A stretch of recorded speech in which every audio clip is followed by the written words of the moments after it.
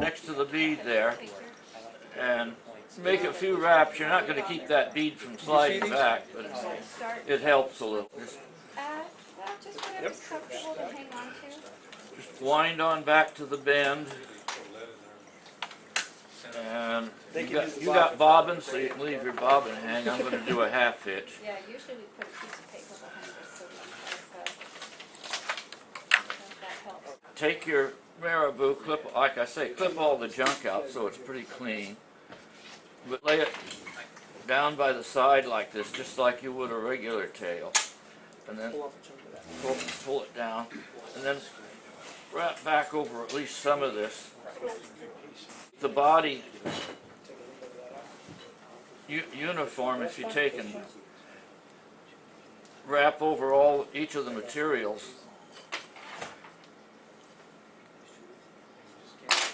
you'll have a uniform base for everything, and it'll come out looking a little better. Then the best way to handle this, and I can't quite do it like I usually do, is just take and lift it up or lift it back, get a good fingernail and just tear it off, pinch it off, tear it off to whatever length you like. Now, next thing we're going to need, we need about a 6-inch piece of the black. You can use any color wire you want. I just happen to be using black. Okay, take the wire again and tie the wire down and wrap back over it again. No, he's wrapping the thread. Tying the wire down like this for a rib. And you tied it down at the bead, didn't you? well, almost to the bead. But you want to leave a little room because you need room to tie in your rubber legs. Okay. I understand. How far back do you start? Ostrich curl. Okay. What you can do is Sparkle. So take and lay it down just about like you did for the tail, up to within about a hook eye or less of the butts towards the front. Yeah, towards the front, and wrap over it every time. Now, wrap to the front and then wrap back. And then we're going to make a dubbing loop, and then make a loop just about the same length as the ostrich. And then the way I like to start it, there are other ways of doing this. I like to go maybe 1/8 of an inch up the shank when you swing the loop back, and then wrap back over it to tie it down. Some people take and wrap the thread around the material too before but I usually just do that. Learn to do it. Then just let your thread hang down, or if you're like me, make a half hitch.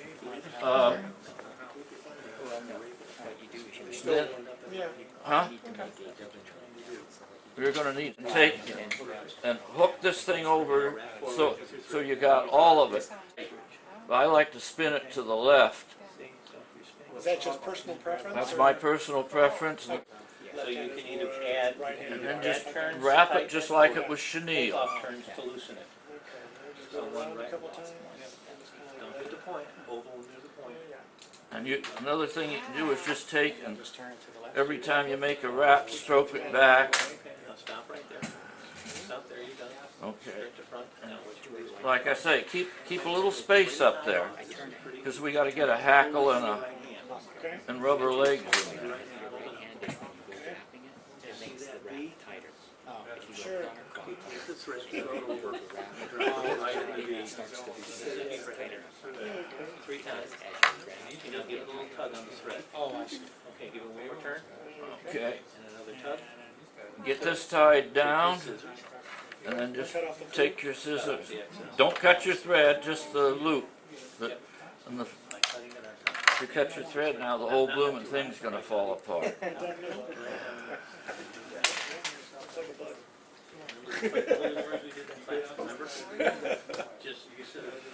Take and cut your hackle cut this part off so it's about like this. And you can do what you want. Most people strip like this and just snip it off, and you can see there's just a little bit of stubble still there. Yeah. And that makes it tie in a little nicer, it's less likely to pull out. And then just take and tie the hackle in right up in that, at the beginning of that open space you've got. Lash it down. Is there a right or a wrong way to hold this feather? I like to have the shiny side forward, but that's just personal preference. You tie that in at the, Okay. Now I personally like to take about 3 close turns right at the front, just leaving that little space there, and make kind of just a small collar before I start palmering back.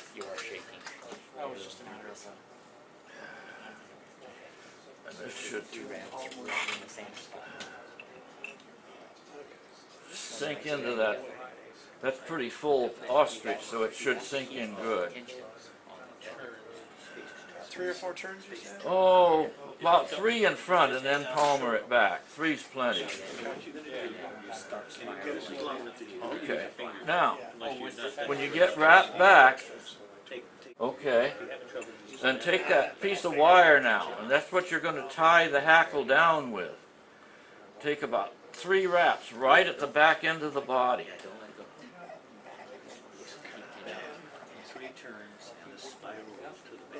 And then spiral it pretty close together. Just wiggle that wire. That's why you need it at least 6 inches to handle it.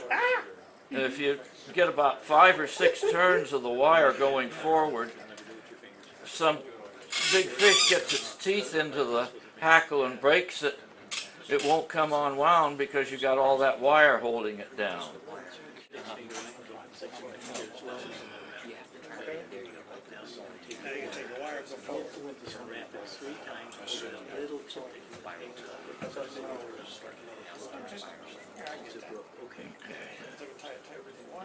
Take your utility scissors. Or wiggle them, and the wire Well, will you break. can wiggle it and break Wiggle the it, wire and break it, or which works pretty great. Now, we've still got this, or at least I do, have this hackle pliers hanging back here with the tip of the hackle. Reach in with the point of your scissors and nip that out. Everybody ready for the rubber legs?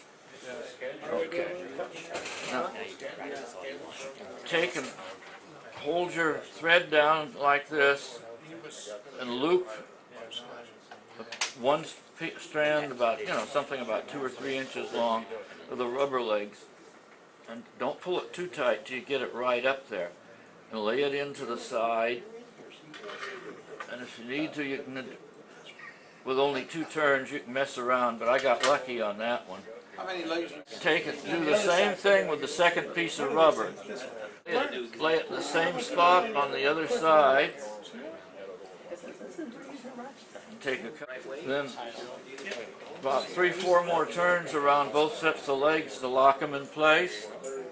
You can finish off whatever way you like to, the whip finisher or whatever, right behind the bead. Then just, what I like to do is just take one blade of the scissors and just use it like a, that's about the last thing we got to do.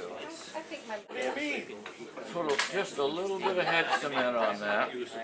And there's lots of ways you can cut these legs, but probably the simplest thing is just bring the two rear ones back together and don't stretch the legs.